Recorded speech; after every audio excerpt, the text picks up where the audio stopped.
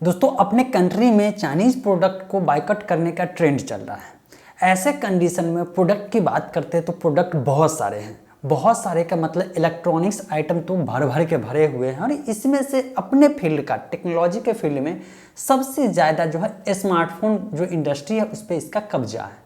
तो ऐसे में मैंने सोचा क्यों ना आपके साथ एक डेटा शेयर करूं, एक इन्फॉर्मेशन शेयर करूं जिससे ये जानकारी मिले कि अपने इंडिया में टोटल 100% मार्केट शेयर है। इसमें से कौन कौन सा स्मार्टफोन कंपनी का कितना परसेंट मार्केट कैप मतलब कि मार्केट शेयर है, और इससे पता चलेगा कि चाइनीज कंपनी कौन कौन है और किसने कितना कब्जा ले रखा है।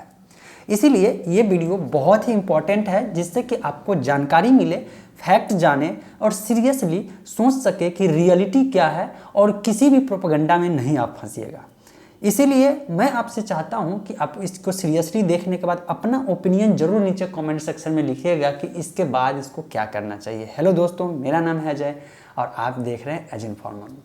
दोस्तों जो मेरे पास डेटा है वो काउंटर पॉइंट की तरफ से डेटा दिया गया है और ये जो है अपने 2020 मतलब कि क्वार्टर वन में जो है 2020 के क्वार्टर वन में जो ये डेटा लिया गया है, इसके अनुसार ये है कि अपना 100% का जो मार्केट है स्मार्टफोन का उसमें सबसे ज़्यादा शाओमी का कब्जा दोस्तों 30% तक का है।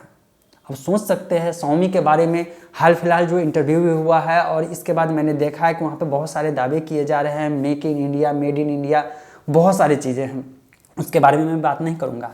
क्यों मैं ये वीडियो बना रहा हूँ, इस बात को समझिए कि अगर आपके पास चाइनीज मोबाइल है, चाहे मेरे पास हो चाहे आपके पास हो सकता है पॉसिबिलिटी कि आप जो भी स्मार्टफोन यूज कर रहे हैं उसमें से आप चाइनीज कंपनी का स्मार्टफोन यूज करें। मैं ये नहीं कर रहा हूँ कि आप पूरा गलत कर रहे हैं, क्योंकि मार्केट में जो प्रोडक्ट अवेलेबल रहेगा लोग वही खरीदेंगे और मार्केट बिजनेस ये कंपटीशन का बिजनेस होता है। जो सस्ता और बढ़िया प्रोडक्ट देता है वही होता है। लेकिन यहाँ पे चाइनीज प्रोडक्ट की मैं जब बात करता हूँ, अदर मायने में नहीं मैं कुछ कहूँगा, लेकिन चाहे वो एप्लीकेशन की बात हो, डेटा की बात हो, स्मार्टफोन की बात हो, ये कंपनियां आपका डेटा ले सकती है।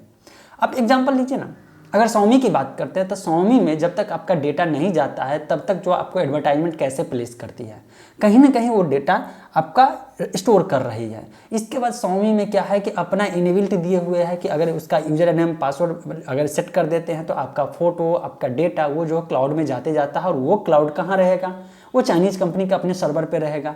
इट मीन्स ये है कि अपना डेटा जो है हमारे अपने इंडिया के लोग को ये भले लगता होगा कि हमको फ्री में जगह मिल रहा है, लेकिन आज के डेट में डेटा बहुत इंपॉर्टेंट है। चलिए मेरी बात मत मानिए, डेटा इंपॉर्टेंट है, मुकेश अंबानी की तो बात मानिएगा। मुकेश अंबानी ने वाइब्रेंट गुजरात में क्या बोला था, उन्होंने बोला कि आने वाले समय में डेटा ही मनी होगा।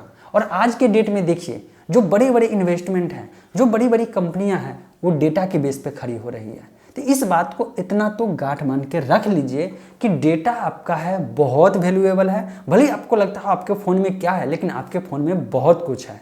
क्या है इसकी चर्चा अगले वीडियो में या कभी करेंगे, जिससे कि आपको पता चले कि आपका डेटा कितना ज़्यादा इंपॉर्टेंट हो सकता है।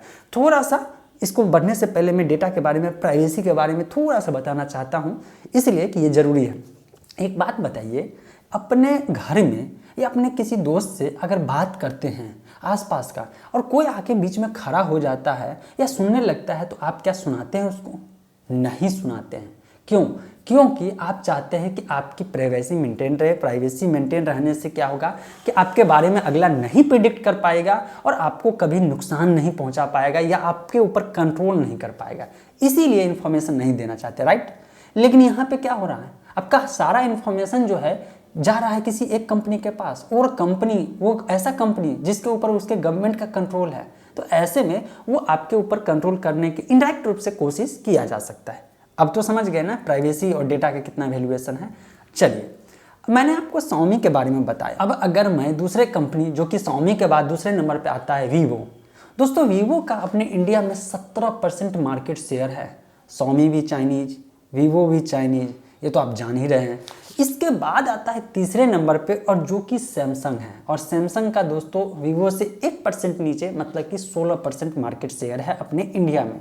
मतलब क्या हो जाता है कि तीसरे नंबर पे आता है दूसरे कंट्री का स्मार्टफोन, जबकि दो स्मार्टफोन कंपनियां जो टॉप पे है और वो अपना मार्केट शेयर जो है बढ़िया से कब्जा किए हुए, जो कि चाइनीज कंपनियां हैं। दोस्तों मैंने तीसरे नंबर सैमसंग की भी बात कर लिया। अब चौथे नंबर की बात करते हैं तो वो आता है रियलमी जो कि 14% के साथ है, और इसके बाद आता है ओप्पो जो कि 12% के साथ है। ओप्पो, रियलमी, ये सब का तो आप पूरा बात जान रहे हैं कि इसके पीछे या वीवो के पीछे कौन सी कंपनी है, आपको बताने की मुझे ज़रूरत नहीं है। इसके बाद जो बाकी में बचते हैं जितने भी स्मार्टफोन कंपनियां, चाहे इंडियन हो चाहे किसी और कंट्री का हो, वो आते हैं 11% में, और टोटल जोड़ने के बाद हो जाता है 100%। अब आप कहेंगे यार अपने पूरे इंडिया में स्मार्टफोन कंपनी पे तो चाइनीज कंपनी का कब्जा है, स्मार्टफोन मार्केट जो है पूरा का पूरा कब्जा हो चुका है। तो ये सच्चाई है, ये फैक्ट है, इसको आपको समझना पड़ेगा। फ्रेंड्स, मैंने आपको बताया कि अपने इंडियन स्मार्टफोन मार्केट पे चाइनीज कंपनी का कितना कब्जा है। अब मैं चाहता हूँ आप लोग को ये बताऊँ कि अपने इंडियन कंपनी, जिसको हम लोग कहते हैं कि इंडियन है, देसी है, इस कंपनी में ऐसे कौन कौन से पॉपुलर कंपनी है, या ऐसे कौन कौन से जो ग्रोइंग कंपनी है, जो ग्रो कर रही है, उसमें चाइनीज कंपनी का जो है इन्वेस्टमेंट लगा हुआ है, पैसा लगा हुआ है। क्या ये जानना चाहते हैं? अगर जानना चाहते हैं तो नीचे कमेंट सेक्शन में ज़रूर करिएगा। और साथ ही साथ आपको एक और चीज़ करना है, आप किस कंपनी का स्मार्टफोन यूज कर रहे हैं फिलहाल, वो भी नीचे ईमानदारी से कमेंट करके ज़रूर बताइएगा। अगर ये इन्फॉर्मेशन काम का लगा होगा तो इसको लाइक भी कर दीजिएगा। एनीवे, मिलते हैं अपडेटेड इन्फॉर्मेशन के साथ।